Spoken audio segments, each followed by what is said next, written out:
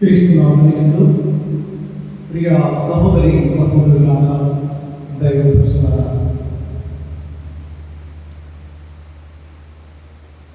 Easter పండుగ తర్వాత వచ్చే ఆదివారంలో దివ్య కారుణ్య ఆదివారంగా కొనియాడమని,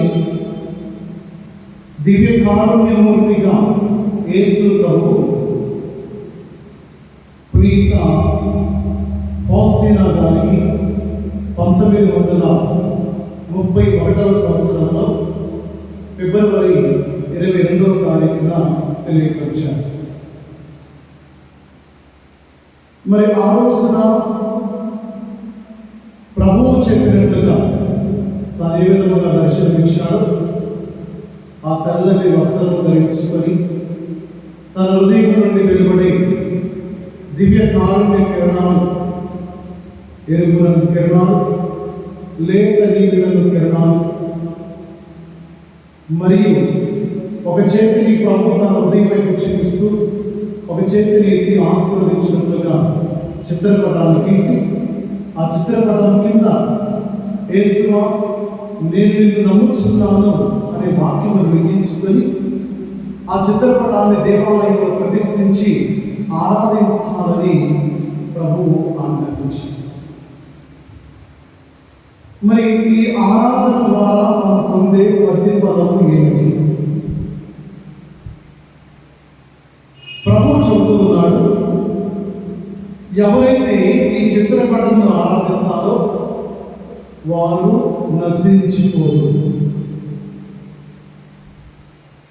ఎవరైతే ఈ చిత్రపటం ముందు మోకరించి ప్రభుని ఆరాధిస్తారో వారి జీవితంలో వారికి సాతాను పైన విజయాన్ని ప్రసాదిస్తారు.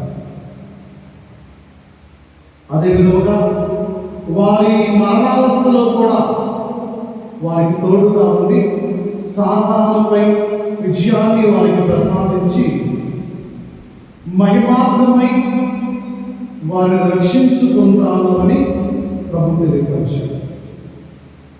అనగా దివ్య కారుణ్య మూర్తి అయినటువంటి యేసు ప్రభుని ఆరాధించడం ద్వారా మనము నాశనము చెందము, సాతానుపై విజయాన్ని పొందుతాము, మరణావస్థలో ప్రభు మనకు తోడుగా ఉంటాడు, ఆయన మహిమలో భాగస్థము చేసుకునేందుకు మనల్ని రక్షిస్తాడు. ఇదే ప్రభు ఇచ్చినటువంటి వాగ్దానము. ఈ దివ్య కారుణ్య మహోత్సవం కొనియాడడం ద్వారా మనం పొందే ప్రతిఫలము. మరి ఈ దివ్య కారుణ్య మహోత్సవం రోజున మనం ఏం చేయాలో కూడా 2002వ సంవత్సరంలో జూన్ 29వ తారీఖున అలనాటి జగద్గురువులైన 2వ జాన్ పాల్ పోపు గారు కొన్ని నియమ నిబంధనలను పునీత ఫౌస్టీనా గారి యొక్క డైరీలో చదివినటువంటి విషయాలను గురించి చెప్పారు. ఏంటి ఈ నియమ నిబంధనలు అంటే, ఈ దివ్య కారుణ్య ప్రభుని యొక్క పరిపూర్ణ ఫలాలు పొందాలి అంటే మొట్టమొదటిగా ఆత్మానుసారముగా పాపము నుండి, పాప స్వభావము నుండి ముక్తిని పొందుటకు పాప సంకీర్తనలు చేయాలి. పాప సంకీర్తనలు చేసిన వారు యోగ్య రీతిగా ప్రభుని శరీర రక్తాలను స్వీకరించాలి. పరిశుద్ధ పోపు గారి ఉద్దేశానుసారము ప్రార్థించాలి. అప్పుడే పరిపూర్ణ ఫలాలు పొందుతారు.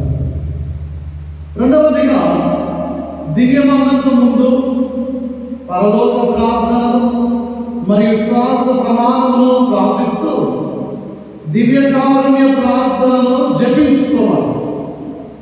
వాళ్ళు పరిపూర్ణ ఫలాలు పొందుతారు. మూడవదిగా పశ్చాత్తాప హృదయంతో కరుణామయుడైనటువంటి యేసు ప్రభుని ప్రార్థిస్తారో వారు కూడా పాక్షికంగా ఫలాలను పొందుతారు అనేది 2వ జాన్ పాల్ పోపు గారు ఇచ్చినటువంటి నిబంధనలు. ఈ 3 నిబంధనలు మనం పాటించాలి. మొట్టమొదటిగా పాప సంకీర్తనం చేసి యోగ్యమైన విధంగా దివ్య ప్రసాదములను స్వీకరించి పరిశుద్ధ పోపు గారి తలంపులకు నెరవేరాలని ప్రార్థన చేయాలి. రెండవదిగా దివ్య మందస్సు ముందు పరలోక ప్రార్థన శ్వాస ప్రార్థన జపించి దివ్య కారుణ్య జపమాలను ప్రార్థించాలి. మూడవదిగా పాప సంకీర్తనము చేయలేని పక్షంలో పాప మన్నింపును దయచేయమని ప్రార్థించుకొని పశ్చాత్తాప హృదయంతో యేసు ప్రభుని యొక్క కరుణకై ప్రార్థించాలి. ఈ 3 నియమ నిబంధనలు పాటిస్తే ప్రభు ఇచ్చినటువంటి వాగ్దానం, ఈ దివ్య కారుణ్య యేసు ప్రభుని యొక్క సందేశము నెరవేరి ఆ యొక్క కారుణ్య ఫలాలను పొందుకుంటాం. ఒకవేళ తీవ్రమైన అనారోగ్యముతో దేవాలయములకు వెళ్ళలేని విశ్వాసుల పరిస్థితి ఏమిటో కూడా నియమ నిబంధనలు చెప్పారు. తీవ్రమైన అనారోగ్యంతో బాధపడేవారు, చికిత్స అందిస్తున్నటువంటి నర్సులు, వైద్యులు, సముద్రంలో నావికులుగా పనిచేస్తున్న వారు, యుద్ధ భూమిలో పోరాడుతున్న సైనికులు, రాజకీయ సంఘటనలు, స్థానిక హింస మరియు ఇతర వైపరీత్యాల కారణంగా తమ మాతృభూమి నుండి బయటికి వెళ్ళిన వారు దివ్య ఆదివారమును, దివ్య కారుణ్య ఆదివారమును కొనియాడలేరు కనుక పశ్చాత్తాప హృదయముతో పాపమును విడనాడ వారి గృహంలో ఉన్న దివ్య కారుణ్య మూర్తి చిత్రపటం ముందు పరలోక ప్రార్థన విశ్వాస సంగ్రహమును జపించి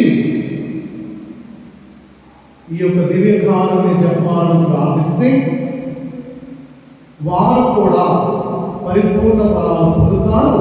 కానీ సాధ్యమైనప్పుడు పాప సంకీర్తనము చేయాలి, దివ్య సప్రసాదమును స్వీకరించాలి, పోపు గారి తలంపులు నెరవేరాలని ప్రార్థించాలి అనే నియమ నిబంధనలను కూడా జారీ చేశారు.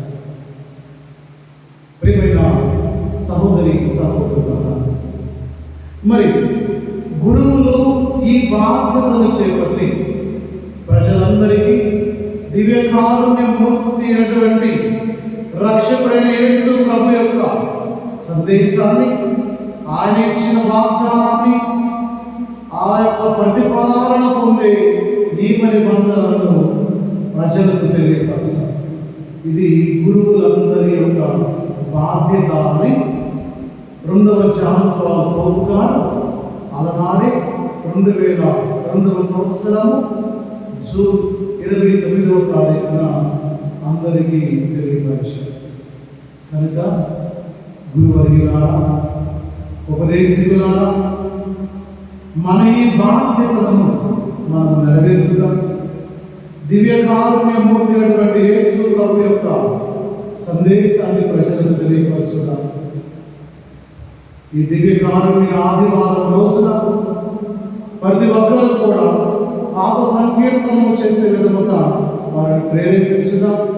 యోగ్యమైన విధముగా దివ్య సప్రసాదమును స్వీకరించుకొని పరిశుద్ధ పోపు గారి యొక్క తలంపు నెరవేరినట్టు ప్రార్థించమని దివ్య మందస్సు ముందు చేరి ప్రతి ఒక్కరూ కూడా పరలోక ప్రార్థన శ్వాస ప్రార్థనలు జపించి దివ్య కారుణ్య జపమాలను ప్రార్థించుటలో వారికి మనందరం తోడ్పడతాం.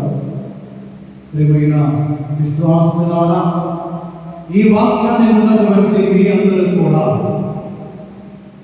రేపటి రోజు దివ్య కారుణ్య ఆదివారం రోజున సాధ్యమైనంత వరకు పాప సంకీర్తనం చేసి, సాధ్యము కాని ఎడల పాప మన్నింపును పొందుకొని ప్రభువా నన్ను క్షమించమని పశ్చాత్తాప హృదయముతో ప్రార్థన చేసుకుని యోగ్యమైన విధముగా దివ్య సప్రసాదమును స్వీకరించి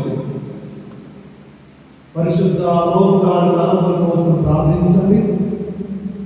దేవాలయంలో చేరి దివ్య కారుణ్య జపమాలను జపించండి.